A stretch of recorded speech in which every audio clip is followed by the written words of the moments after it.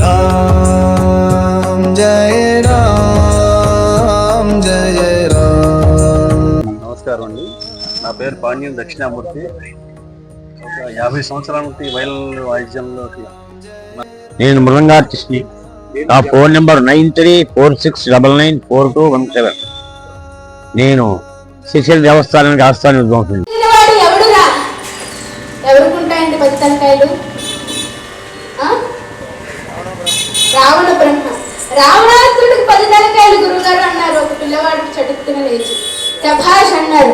మరి రెండవ ప్రశ్న, 5 తలకాయలు కలిగిన వాడు ఎవడురా?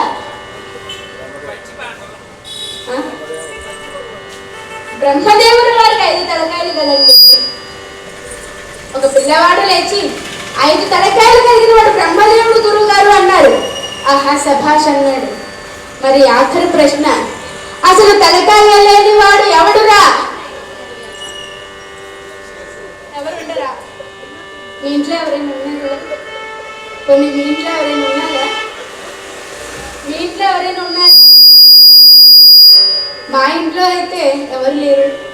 కనుక ఇటువంటి తలలేని ప్రశ్న అడిగారు కదా, మీకే గురువు గారు అని చెప్పుకుంటున్నారు. పంచముఖ బ్రహ్మాండి 5 తలకాయలు కలిగిన బ్రహ్మదేవుడు వారు ప్రార్థిస్తున్నారు. అది విని ఆనందిస్తున్నారు మహాదేవుడు వారు. ఇక్కడ ఒక విషయం జరిగింది.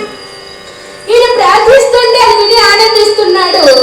హఠాత్తుగా 4 కంఠముల నుండి శ్రావ్యమైనటువంటి నాదం వినిపించింది మహాదేవుల వారికి. ఈ 5వ కంఠమందు అపశృతి శబ్దం వినిపించింది. ఆ దెబ్బతో మహాదేవుల వారు ఉలిక్కి పడ్డాడు. అవురా, సృష్టికర్త బ్రహ్మదేవుల వారికి అపశృతి శబ్దమా? ఇది విన్నవారు రాక్షసుల సైతం మతిచెడి పారిపోతారు. ఇక మానవులకు నరక బాధలు తప్పవు. కనుక బ్రహ్మదేవుల వారికి మంచి చేయాలనే ఆలోచనతో వెనక ముందు ఆలోచించకుండా తన చేతిలో ఉన్నటువంటి ఆ త్రిశూలముతో ఆ 5వ శిరస్సుకున్నటువంటి ఆ కంఠమును పెట్టెళ్ళిన కొట్టాడు. ఆ దెబ్బతో అండి ఆ శిరస్సు తెగిపోయింది. తెగిపోయిన శిరస్సును వెతుకుతున్నారు. పైన ఎక్కడాలి కదా, పైన ఎక్కడా కనిపించలేదు. వెతుకుతున్నారు, ఇదేమిటబ్బా అనుకున్నారు. మరి ఆ తెగిపోయిన శిరస్సు కిందైనా పడాలి కదా, కింద చూస్తున్నారు, ఎక్కడా కనిపించలేదు.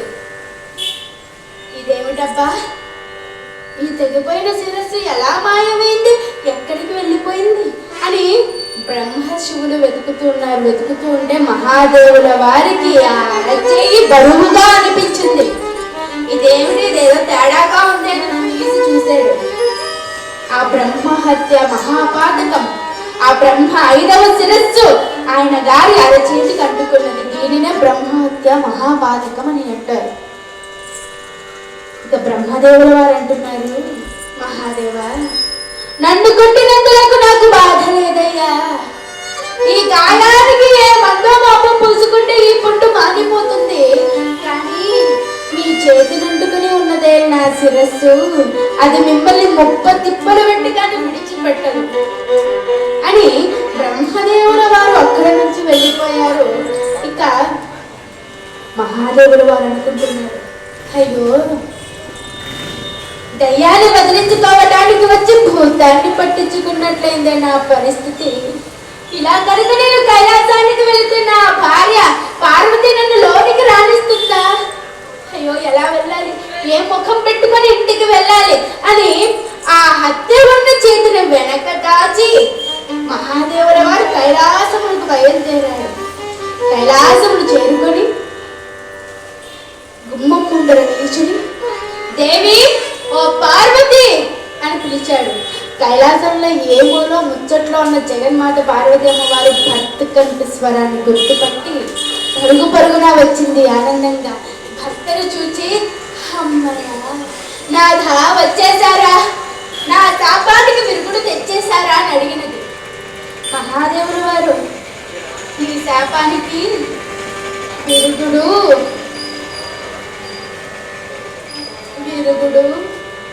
అని మొత్తుకుతున్న భర్తను చూచి, నాథ ఏమైంది నాథ, ఇలా ఉన్నారేమిటి నాథ, అంతా బాగానే ఉందా? అయినా వెళ్ళేటప్పుడు కలకలలాడుతూ ఉన్న మీ మోము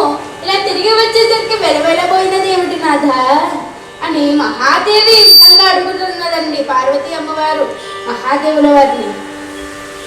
కలకలలాడు నీ ముఖ వికాసము తగ్గినదేమి స్వామి. కలకలలాడు నీ ముఖ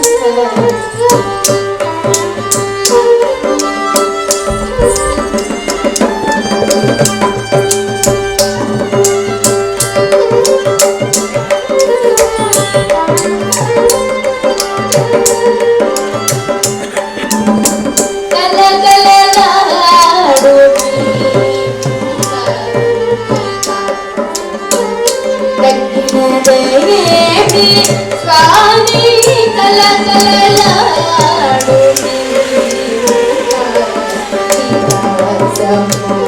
తగ్గినదేమి స్వామి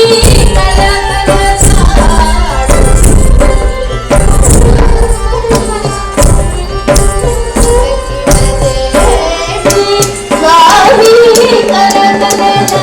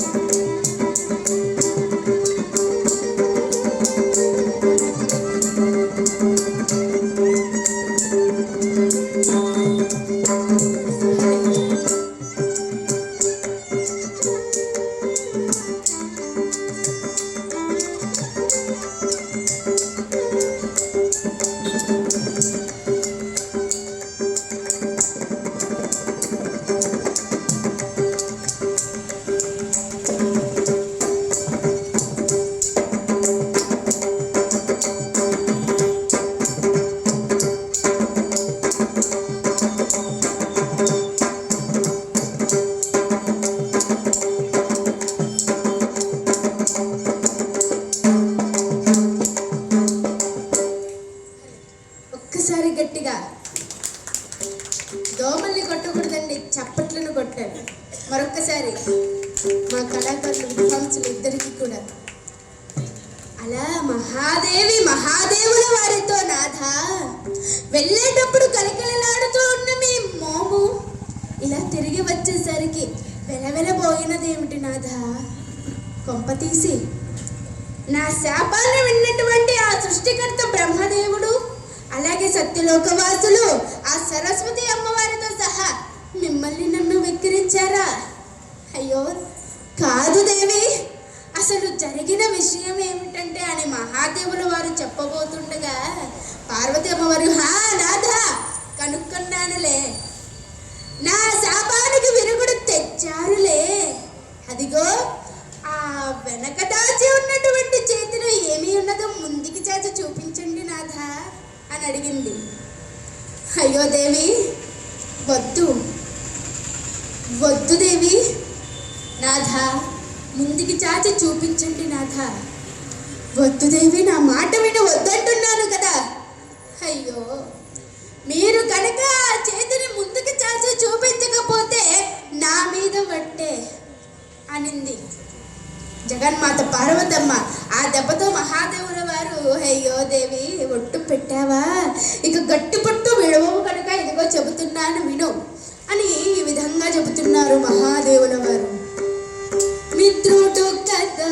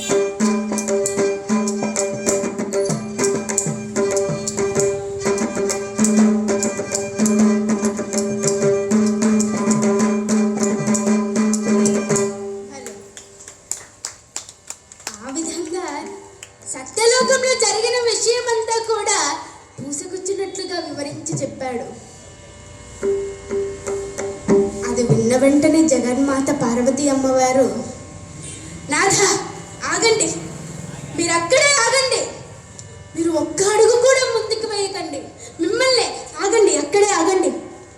అదేమనుకుంటున్నారు? బ్రహ్మహత్య మహాపాతకం అండి. అమ్మో, దాని దగ్గర మా భవిష్యత్తును పాడవగలవు. ఆ కనుక మీరు ఆ దోషాన్ని పాపుకొని అతి త్వరగా తిరిగి రండి అని ఒక్క నెట్టింది జగన్మాత పార్వతమ్మ. ఆ దెబ్బతో పాపం మహానుభావుడు మహాదేవుల వారు వెళ్ళి అల్లంత దూరాన్న పడిపోయాడు. మెల్లగా పైకి లేస్తూ అనుకుంటున్నాడు, చూడండి ఇక్కడ ఒక విషయం ఉన్నది. భార్య నడితే భర్త వెళ్ళి అల్లంత దూరాన్న పడిపోయాడు అంటే మగవాడు అంత బలహీనుడా?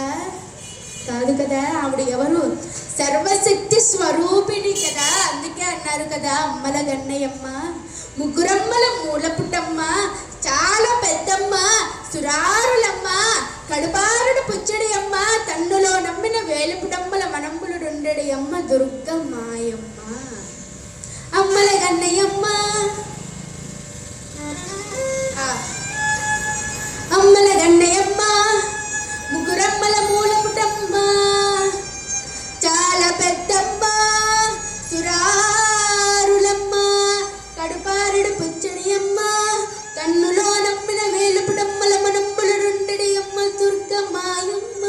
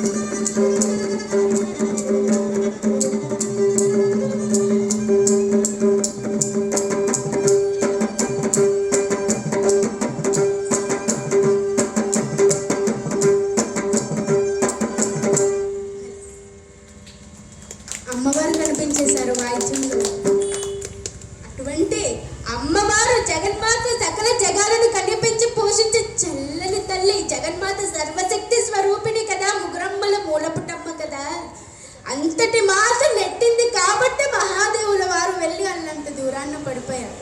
మెల్లగా పైకి లేస్తూ, దేవి, ఏమిటి దేవి నీవు చేస్తున్న పని? పతివ్రతలకే పతివ్రతమని చెప్పుదురు కదా, పతివ్రతలు చేయు పని ఇదేనా? భర్తను నన్ను నెట్టావా అంటూ ఉంటే, నాథ, ఆ చేతి కంటుకొని ఉన్నటువంటి ఆ దోషము వలన నా పాతివ్రతము కూడా దెబ్బతింటుంది నాథ. మీరు నన్ను తప్పుగా అర్థం చేసుకోకుండా మీరు వెళ్ళి ఆ దోషాన్ని పాపుకొని అతి త్వరగా రండి. 1000 కళ్ళతో మీ గురించి ఎదురు చూస్తూ ఉంటాను. మీరు రాగానే నేను మీ సేవ చేసుకుంటాను నాథ అని జగన్మాత అనగానే మహాదేవుల వారు, అంతేలే, ఇప్పుడు ఏమంటావు? లోపలికి నన్ను రానే రానివ్వనంటావు. అవునండి. సరే, ససేమిరా అంటావు. అవునండి, ససేమిరా మిమ్మల్ని లోపలికి రానివ్వను. సరే, నీవు నన్ను పొమ్మందువు, నా బిడ్డలు నన్ను పొమ్మందురా అని ఓ కుమార వీర గణపతులారా మీరేమంటారయ్యా అని అడిగారు. అన్నిటికీ ముందర ఉండాలనుకుంటాడు మహా గణపతయ్య. ఆయన ముందడుగు వేసి, నా స్వామి, తండ్రి, నాన్నగారు, అమ్మ చెప్పిందే న్యాయం, మీరు ఆ దోషాన్ని బాపుకొని రండి. తమ్ముడు తడవాడైనా ధర్మం సరిగ్గా చెప్పమన్నారు మీలాంటి పెద్దలు, కనుక అమ్మ చెప్పిందే న్యాయం అన్నాడు గణపతయ్య. ఆ మాటకు మహాదేవుల వారి ముఖం బిక్కపోయింది. అవునులేరా, ఏ వాడ చిలుక ఆ వాడ పలికే కదా పలుకుతుంది, మీరు ఆ అమ్మ బిడ్డలు కారా, సరేలే అని మహాదేవుల వారు తమ దారిన తాను వెళుతూ వెళుతూ వెళుతూ వెళుతూ ఉన్నాడు. ఎంతో దూరం నడిచాడు, ఎంతో కాలం నడిచాడు. హిమాలయాలు, పర్వతాలు, జలపాతాలు, ఏమండి జలపాతాలు ఎక్కడున్నాయండి? ఇప్పుడైతే ప్రస్తుతానికి మన ముక్కుల్లో ఉన్నాయి. అటువంటి జలపాతాలన్నీ కూడా మహాదేవుల వారు దాటి దాటి ఎంతో కాలం నడిచి వచ్చేసాడు. ఎక్కడికి వచ్చేసాడు? ఆయన అనుకుంటున్నాడు, చూడండి, ఒకడు ప్రయోజకుడుగా ఉన్నప్పుడు అందరూ నావాడు నావాడు అని అతని చుట్టూనే తిరుగుతూ ఉంటారు. అదే అతగాడికి ఏ వ్యాపారంలోనో ఏ ఉద్యోగంలోనో నష్టము కష్టము కలిగి ఉన్నప్పుడు ఎప్పుడైనా బజారులో కనిపిస్తే ముఖం చాటు చేసుకుంటారు. ఎందుకు? నష్టం కలిగి ఉన్నాడు, ఏ అప్పో సొప్పు అడుగుతారని వారి భయం. అంతేకాని అయ్యో పాపం అని అనుకునేవారు ఉండదు సరికదా. ఇలా బజారులో కనిపిస్తే ముఖం చాటు చేసుకుంటారు. ఎవరు మన వెంట వచ్చినా రాకపోయినా ఒకటి మాత్రం మన వెంట వస్తుంది, అదేమిటి అంటే నీవు మంచి చేస్తే మంచి, చెడు చేస్తే చెడు. అందుకే అన్నారు, వస్తబట్టిదే పోతబట్టిదే ఆశయంతో కంట, వస్తబట్టిదే పోతబట్టిదే ఆశయంతో కంట,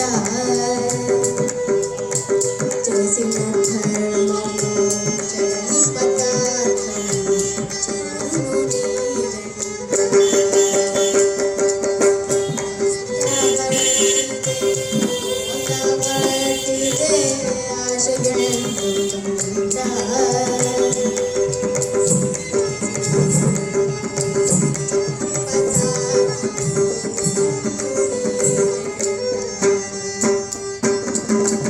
చేతిలో అమృతము ఉన్నంత వరకే అన్నదము. నిజమేనా?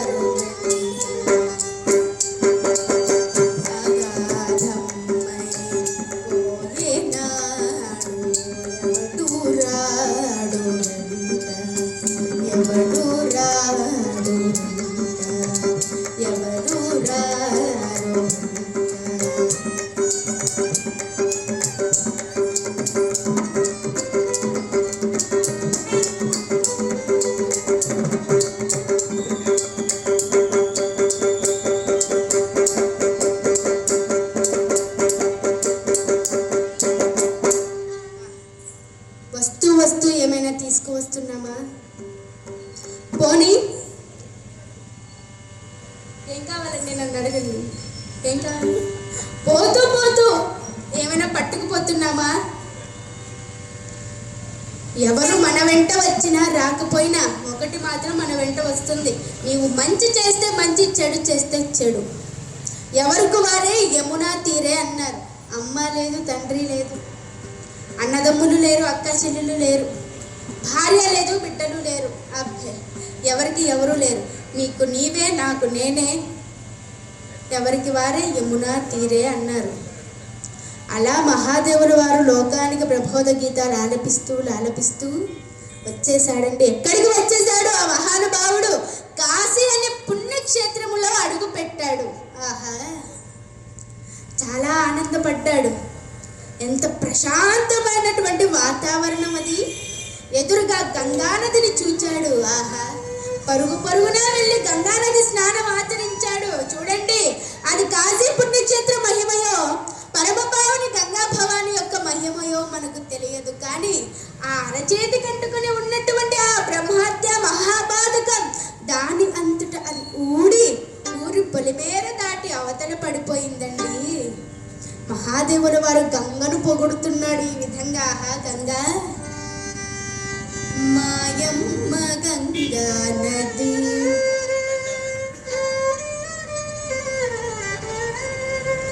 మాయమ్మ గంగా నది, మమో మరువగు మాని మని, మాయమ్మ గంగా మరువగు మాని మని, మాయమ్మ గంగా నది.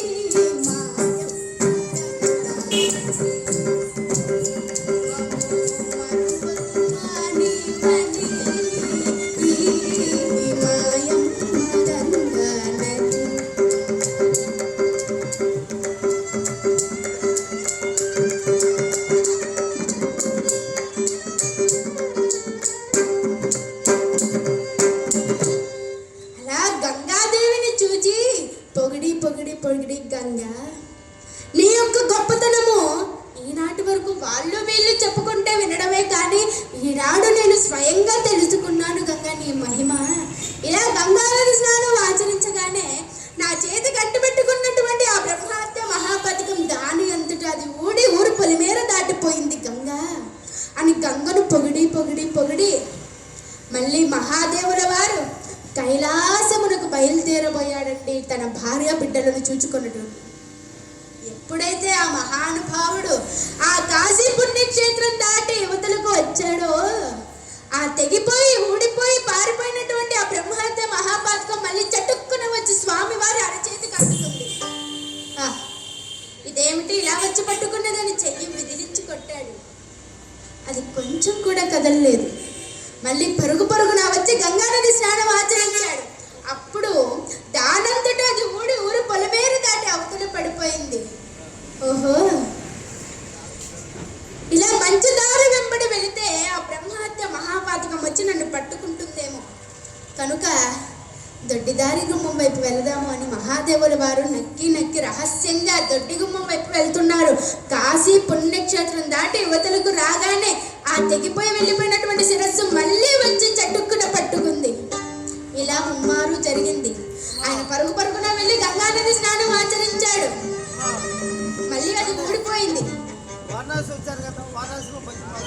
పాడతా పాడతా.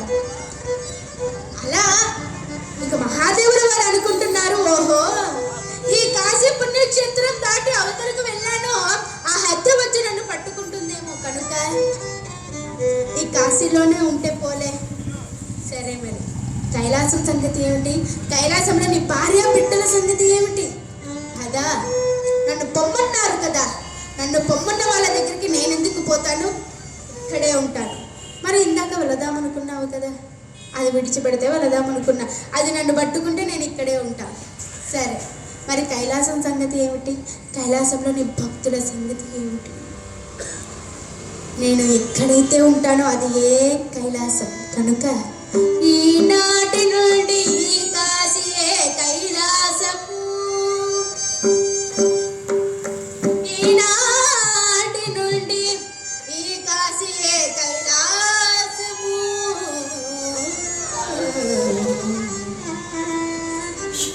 ఈనాటి నుంచి ఈ కాశీయే కైలాసము. ఎవరైతే నన్ను భక్తితో పూజిస్తారో వారే నా భక్తులు అని ఆనాటి నుంచి మహాదేవుల వారు ఆ కాశీలోనే ముక్కు మూసుకొని తపస్సు చేసుకుంటున్నాడు. చూడండి, మహాదేవుల వారు కైలాసాన్ని విడిచి కాశీలో ఎందుకు మకాం ఏర్పరుచుకున్నాడు అనే ప్రశ్నకు సమాధానం దొరికింది. మరి ఇక అలా ముక్కు మూసుకొని తపస్సు చేసుకుంటూ ఉంటే ఇక్కడ ఇలా ఉండగా ఇక అక్కడంటే సత్యలోకంలో సకల దేవతలందరూ కూడా గడగడ వణికిపోతున్నారు.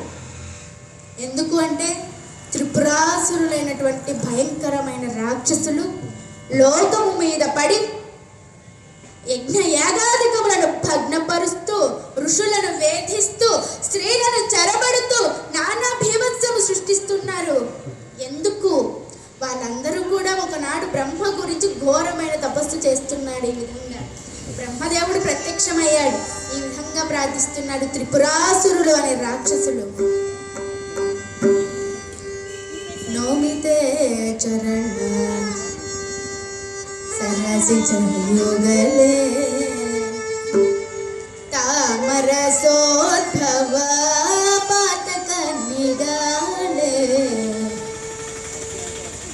నోమితే చరణ సరసి చయుగలే తామరసోద్భవ పాతక నిగాలే. నోమితే చరణ సరసి చయుగలే.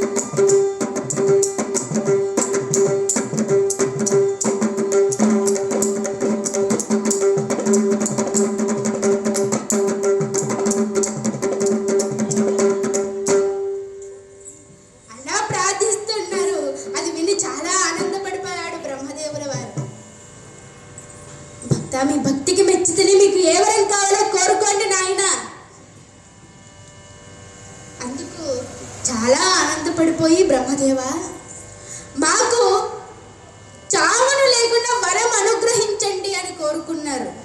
ఓహో, ఇదేదో నేను చిక్కుల్లో పడేటటువంటి కోరిక. ఎలాగైనా ఇటువంటి కోరికలు కోరుకున్నప్పుడు భగవంతుడు తప్పించుకునే మార్గం చూసుకోవాలి. ఎందుకంటే భగవంతుడికి మనం భయపడే రోజులు ఎప్పుడూ పోయాయి, మనకే భగవంతుడు వారు భయపడిపోతున్నారు. ఒక భగవంతుడితో భక్తుడు కోరుకున్నాడండి ఒకరోజు, దేవుడా నాకు రేపు లాటరీలో 1 కోటి రూపాయలు ప్రసాదించు, అందులో సగభాగం నీకు ఇచ్చేస్తాను అని కోరుకున్నాడు. ఆ తరువాత రోజు వీడికి 50 కోట్లు తగిలాయి లాటరీలో. మరి భక్తుడు ఏం చేయాలి? సగభాగం ఇవ్వాలి. సగభాగం ఇచ్చాడు, ఆనందంగా వెళ్ళిపోయాడు. మరొక భక్తుడైతే, భగవంతుడా నాకు రేపు లాటరీలో 1 కోటి రూపాయలు ప్రసాదించు, అందులో సగభాగం ఇచ్చేస్తాను అన్నాడు. మరి వీడేం చేశాడు? ఆ తర్వాత రోజు లాటరీలో 50 లక్షలు మాత్రమే తగిలాయి అతగాడికి. ఓహో దేవుడా, నేను ఇచ్చేస్తానన్న భాగం నీవు ముందుగానే తీసుకొని నా భాగం నాకు ప్రసాదించావా అని ఆ 50 లక్షలకు కూడా సూట్ కేసులో సర్దుకొని వెళ్ళిపోతున్నాడట. అలాంటివి తెలివితేటలు మనవి. అలా వాళ్ళందరూ అలా అడగగానే బ్రహ్మదేవుల వారు, భక్తులారా పుట్టినవాడు గిట్టక తప్పదు కదా, కనుక మీరేదైనా వరం కోరుకోండి అని అడిగారు. సరే, ఈ త్రిపురాసురులు బాగా ఆలోచించి, కర్మము గాని కర్మములు, ఖడ్గము గాని ఖడ్గములు, త్రిశూలము గాని త్రిశూలము, సారథి గాని సారథి, రథసారథి గాని రథసారథితో ఎవరైతే వస్తారో వారి చేతిలోనే మాకు చావును ప్రసాదించండి. తథాస్తు అని వెళ్ళిపోయాడు బ్రహ్మదేవుల వారు. ఇక బ్రహ్మదేవుల వారు ఇచ్చినటువంటి ఆ వరగర్వంతో త్రిపురాసురులు నానా భీభత్సము సృష్టిస్తూ, సకల దేవతలను ఏడిపిస్తూ, స్త్రీలను చెరబడుతూ, ఇటువంటి రకరకాలమైనటువంటి హింసలు చేస్తూ ఉన్నారు. ఈ సకల దేవతలందరూ కూడా గడగడ వణికిపోయి దేవేంద్రుని సమీపించారు. దేవేంద్రుడికి ఏం చేయాలో తెలియక వైకుంఠానికి కబురు పంపించాడు. పరుగున వచ్చాడండి విష్ణుమూర్తి. ఆ వచ్చిన శ్రీహరికి వీళ్ళందరూ కూడా ఈ విధంగా ప్రార్థిస్తున్నారు.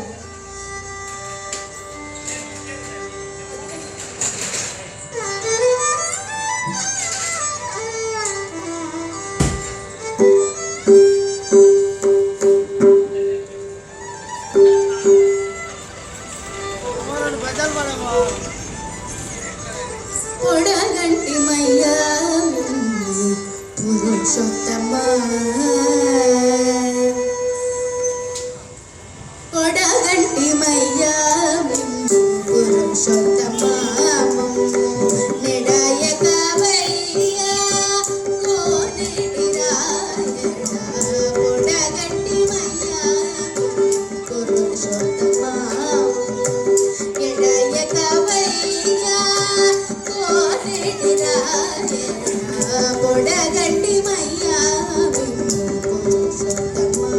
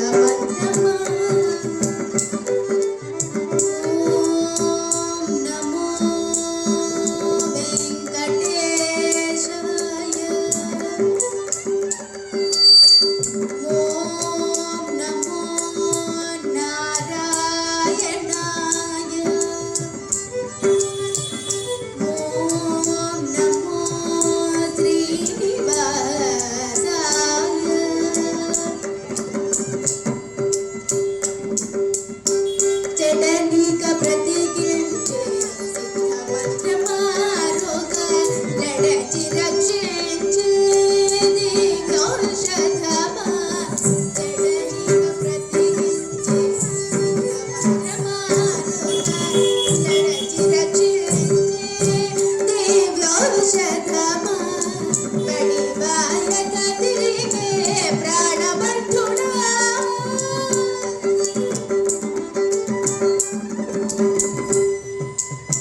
పడివాయక తిరిగే ప్రాణబంధుడా చేరువ చిత్తములోని శ్రీనివాసుడా పొడగంటి మయ్యా పురుషోత్తమాము నెడయకవయ్యా కోరిడి రాయణ పొడగంటి మయ్యా పురుషోత్తమా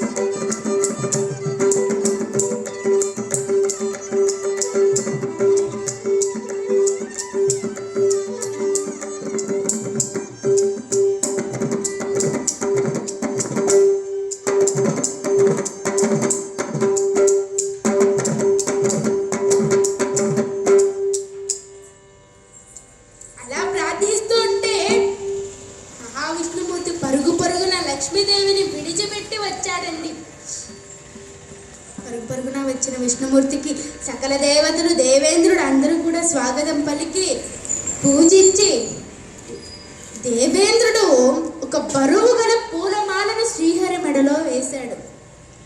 ఆ బరువు దండకు ఆ పూల దండకు ఆ బరువునకు శ్రీహరి మెడ వంగిపోగా ఆలోచనలో పడ్డాడు. అవురా, ఈ దేవేంద్రుడు సామాన్యుడు కాదు. అతిథి చేత పామును చంపించినట్టు వాడు. ఇటువంటి దేవేంద్రుడు నా మెడలో ఇటువంటి బరువు గల పూలమాల వేశాడు అంటే ఇంతకంటే బరువు గల పని ఏదో నాకు అప్పచెప్పబోతున్నాడేమో అని ఆ విషయం ఏమిటా అని కళ్ళు మూసుకొని దివ్య దృష్టితో ఆలోచించాడు శ్రీహరి. చక్కగా దేవేంద్రుని అభిప్రాయం అంతా అర్థమైంది. అనుకుంటున్నాడు, ఈశుడు కహత్తగా వించి కాసి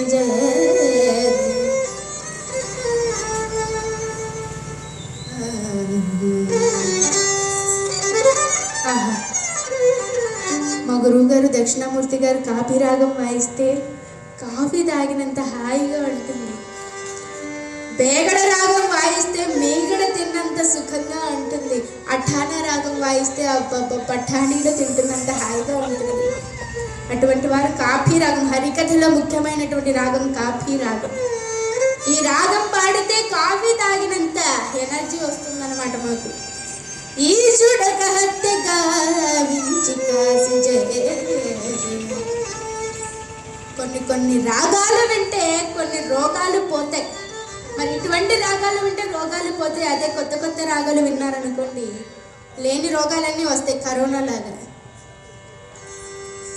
ఈశుడక హత్యగా వించి కాసి నేను ఈ త్రిపురాసుల హత్యతోడా రామేశ్వరము చేరుకుని వలిగా బోలు. మహాదేవుల వారు బ్రహ్మ శిరస్సును కొట్టి కైలాసాన్ని విడిచి కాశీలో ముక్కు మూసుకుని తపస్సు చేసుకుంటున్నాడే. మరి నేను వీళ్ళు అనుకుంటున్నట్లుగా త్రిపురాసురులను కనుక సంహరించానే అనుకో, నేను ఏ రామేశ్వరంలోనూ ఏం మూసుకొని ఏమి చేయాలో ఎందుకైనా మంచిది.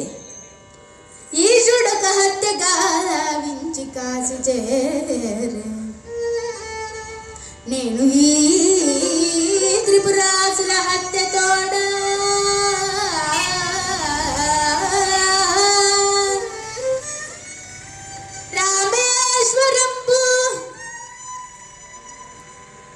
రామేశ్వరంబు చేరుకుని వలకాబోలు.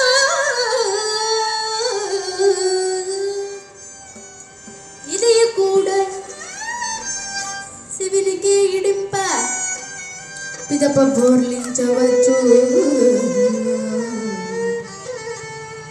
ఎలాగో మహాదేవుల వారు అనుభవిస్తున్నాడు. పనిలో పని వారిని కూడా సంహరించి ఆ త్రిపురాసురులు గోలేదో ఈయనే అనుభవించేస్తాడులే. పిదప బోర్లించవచ్చు ఆ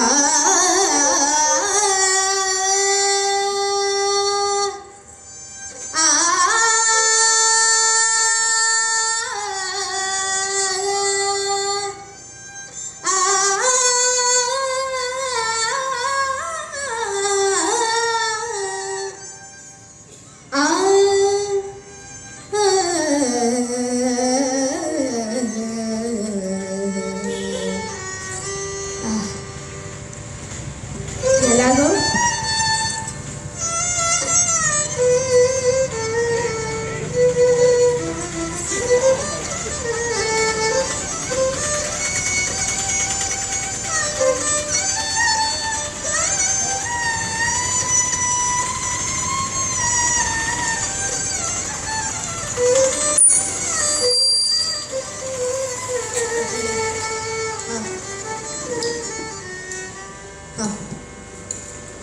అంత చక్కటి రాగం. అటువంటి మహావిష్ణుమూర్తి ఎలాగో మహాదేవుల వారు అనుభవిస్తున్నారు, ఇది కూడా ఆయన మీద బొర్లిచ్చేస్తూ పోతుంది అని ఆ బరువు గల పూలదండను చేతబట్టి, దేవేంద్ర మీరు అనుకుంటున్నటువంటి పని నేను చెయ్యలేనయ్యా. దీనికి తగు సమర్థుడు ఆ భోలాశంకరుడు, ఉమామహేశ్వరుడు, గంగాధరుడు, భోలాశంకరుడు, మహాదేవుడు అని అంటూ ఉంటే దేవేంద్రుడు బ్రహ్మదేవుడు అంటున్నారు, అయ్యో శ్రీహరి వారి చాడు మాకు తెలియకనే మేము మిమ్మల్ని కట్టుకున్నాము అన్నారు. అయ్యో వాళ్ళు ఎక్కడ ఉన్నారో నాకు తెలుసు అని వీళ్ళందరినీ కూడా మహావిష్ణుమూర్తి కాశీకి తీసుకుని వచ్చాడండి. వీళ్ళందరూ కూడా మొట్టమొదటిసారి అదే కాశీకి రావటం మహాదేవుల గురించి. ఆహా, మహాదేవుల వారిని చూచారు, ఎదురుగా కూర్చున్నారు. ఆయన మహానుభావుడు ఎప్పుడు కళ్ళు తెరిచి చూస్తాడా అని ఎదురు చూస్తూ ఈ విధంగా ప్రార్థిస్తున్నారు మహావిష్ణుమూర్తితో అందరూ. వారణాసి నిలయ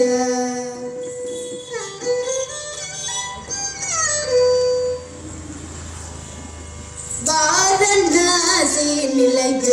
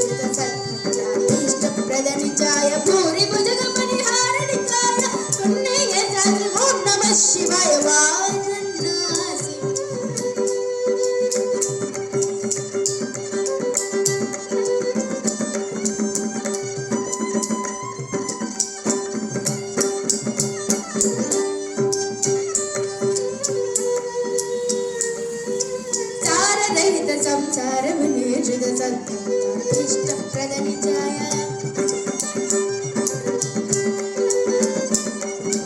సారదహిత సంసార వినేషిత సత్యప్రదనిచాయ పూరి ముదగ పరిహారణికాయ పుణ్య శాస్త్ర ఓం నమః శివాయ వారణాసి నిలయ జయ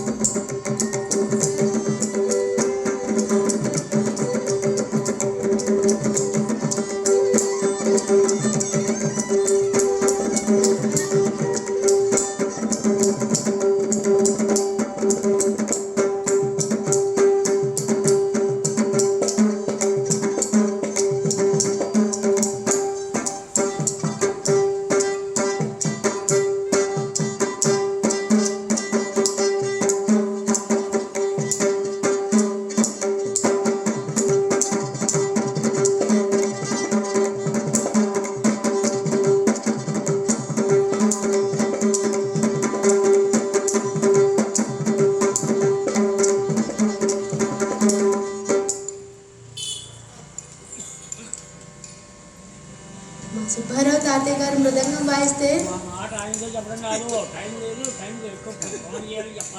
మహాదేవుల వారు నాట్యం చేస్తున్నారు.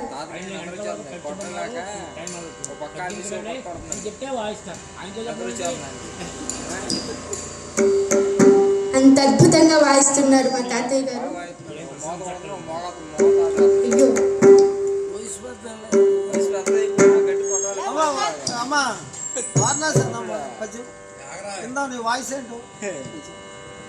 నా వాయిస్ ఇంతే అండి. మీరు అడిగే పద్యాలన్నీ నాకు రావండి. నేను చిన్న పిల్లని ఇప్పుడిప్పుడు నేర్చుకుంటున్నాను.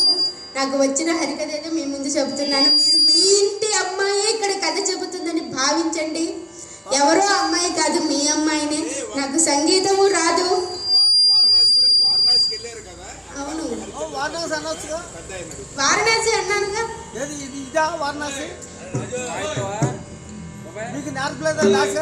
లేదండి.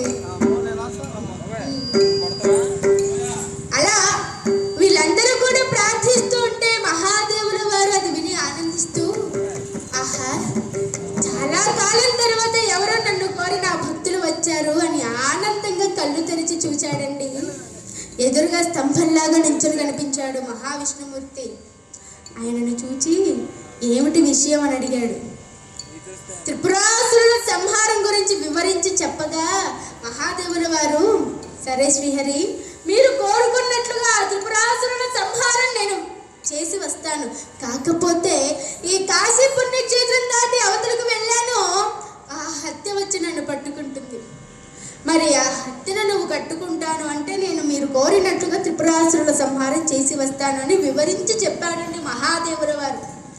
మహావిష్ణుమూర్తి మహాదేవుల వారిని కాస్త సమయం కోసం వేచి ఉండండి అని చెప్పి మహావిష్ణుమూర్తి హత్య దగ్గరికి వెళ్ళాడు. హత్యను ప్రార్థించగా హత్య వచ్చిందండి. హత్య, మహాదేవుల వారిని విడిచిపెట్టు. హత్య అన్నది, మీరు ఎన్నైనా చెప్పండి స్వామి, ఆ మహాదేవుల వారిని నేను ససేమిరా విడిచిపెట్టను గాక విడిచిపెట్టను.